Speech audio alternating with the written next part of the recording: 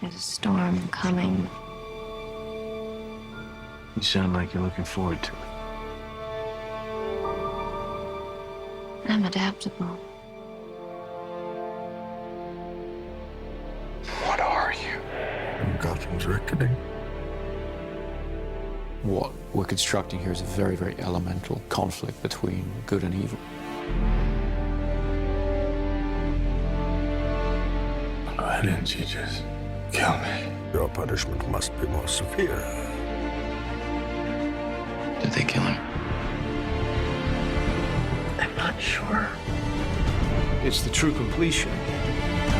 I won't bury you. Buried enough members of the Wayne family. It takes everything to a whole new level. We were in this together. And then you were gone. It's a multi-layered story with massive amounts of action. The Batman has to come back. Chris was able to amp up the stakes for this last movie and really take it to places that I don't think anyone's expecting. What if he doesn't exist anymore? She must.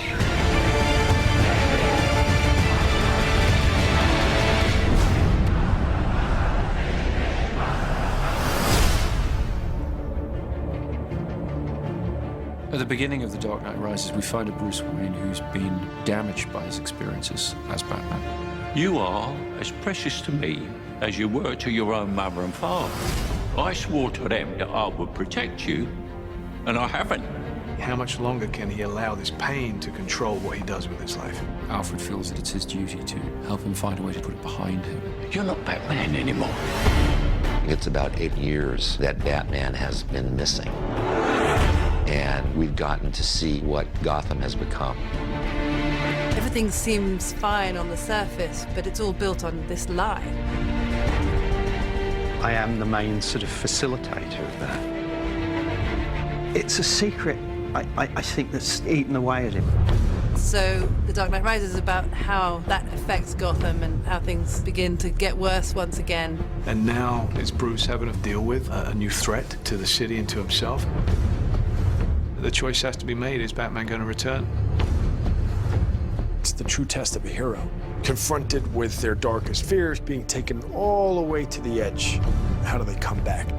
Do you think he's coming back? I don't know. In The Dark Knight Rises, we have an incredible ensemble that we've put together. I remember seeing Christian in the makeup chair. There was a 3-year-old in me that was like, that's Batman. It never stops giving me goosebumps. Standing in the suit, where you walk down the steps and everyone just stops. I really wanted to see Batman meet his match. There's a new kid in town. This is the first time that Batman has come across anybody who is superior physically. Mr. Wayne. Wayne's not ready to be reasoned with. When Gotham is ashes, you have my permission to die. Some people want to watch the world burn, or Bane's come to pull the pin on the grenade. Tom Hardy is an extraordinary actor. What Tom is able to do just with his expressions in his eyes, it's terrifying. Through the course of The Dark Knight Rises, we'll uncover more about what drives Bane, where he comes from, what he wants. Let the games begin. And none of it's good news. You've made some mistakes, Miss Kyle. Girls gotta eat. Selena Kyle has her own code of ethics, which sometimes involves doing things that other people might consider questionable. We have to have a way of grounding the character, realizing that the Catwoman could just be this calm woman, this grifter, this classic movie femme fatale, really. Some brazen costume for a cat burglar. Yeah? Who are you pretending to be? I think Anne understood right from the first that she was going to have to do almost everything in the film herself. She has to be that character. She took it on in the most extraordinary way. The most important thing is to fit into Chris's Gotham City. My Catwoman has to be Chris Nolan's Catwoman. Don't be shy. When you cleaned up the streets, you cleaned them good. Pretty soon we'll be chasing down overdue library books. My character, John Blake, is a proud police officer. And in the midst of, I think, a lot of cynicism, he remains really idealistic and someone who really believes in what he does. We have a new character played by Marion Cotillard, Miranda Tate, a member of the Wayne Enterprises board, and she's trying to pull him out of his shell and get him back into the world. Don't worry, Master Wayne. Takes a little time to get back in the swing of things.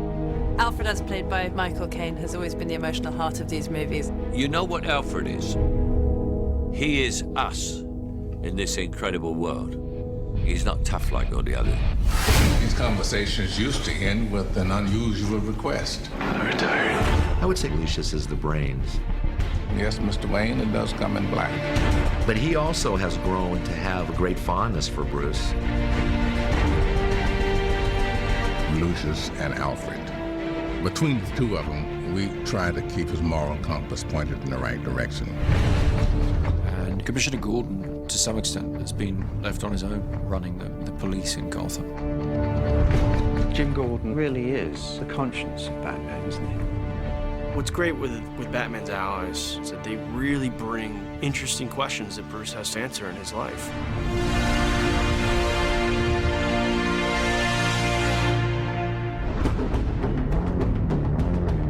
Chris has always had such a strong sense of spectacle, with this good human story to it as well. He turns those big action movies into something very intimate and emotional. You feel very close to all those people.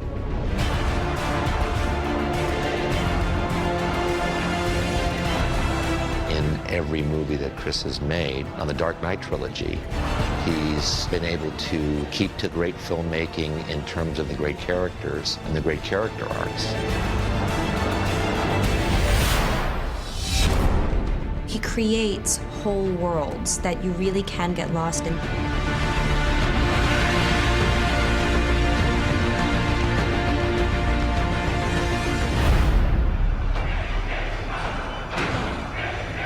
What does that mean? Rise.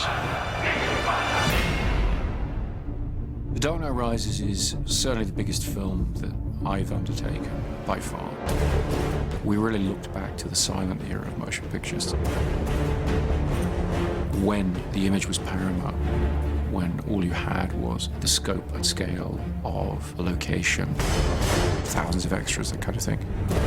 That's the kind of storytelling I was interested in exploring. Dark Knight Rises is about trying to get some of that romantic scale and modernism into it in a sort of epic way. We started the shoot in India, then we moved to the UK. After that, we went to Pittsburgh, Los Angeles, Manhattan. It's been relentless action from start to finish. We've expanded into the largest of genres, the war movie, the disaster film. They add scale, raising the stakes from a place where they were already extremely heightened. We do get a great kick out of doing this action work.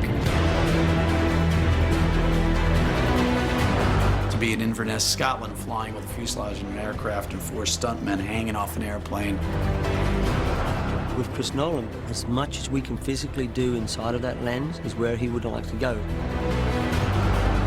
We had them on the outside of the aircraft, shooting through the windows, and it was a big thing to come together.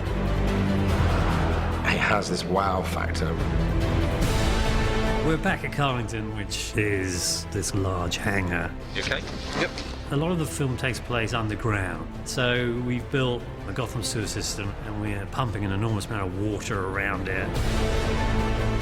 We wanted to fulfill the promise of Batman Begins, which is that Wayne Manor will be rebuilt exactly as it was, but that the Batcave will be expanded and brought forward technologically.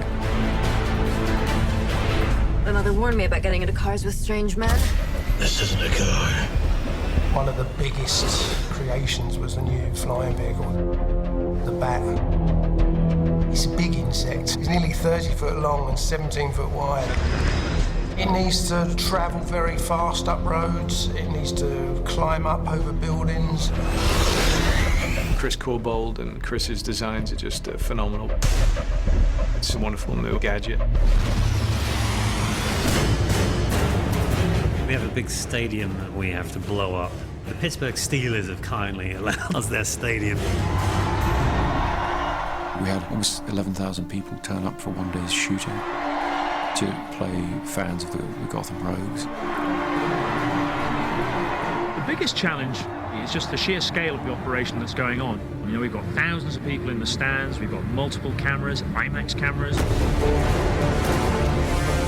This is probably going to be one of the biggest, most demanding visual effects sequences in the film.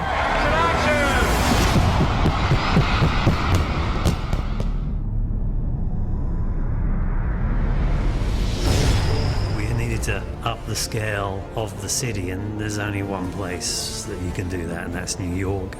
In the Wall Street sequence, there's a big battle between the police and all the mercenaries. They've got something like 1,200 extras.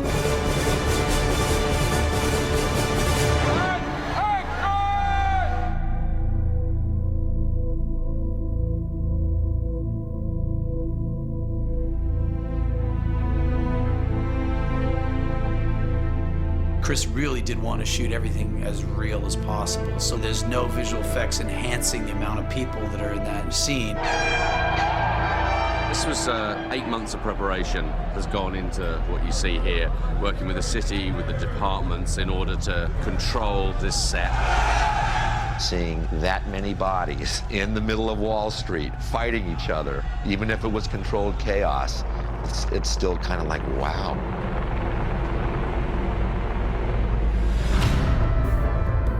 People of Gotham, we have not abandoned you. What does that mean?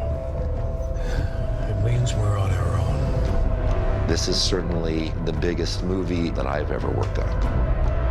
But then emotionally, it feels like something that a lot of people can tap into. It's wonderful. It kind of brings things full circle. You see only one end to your journey. Sometimes a man rises from the darkness. Every great story deserves a great ending, and we've really tried to be true to that. The Dark Knight Rises is our attempt to give that great story its great ending. We want to destroy Gotham.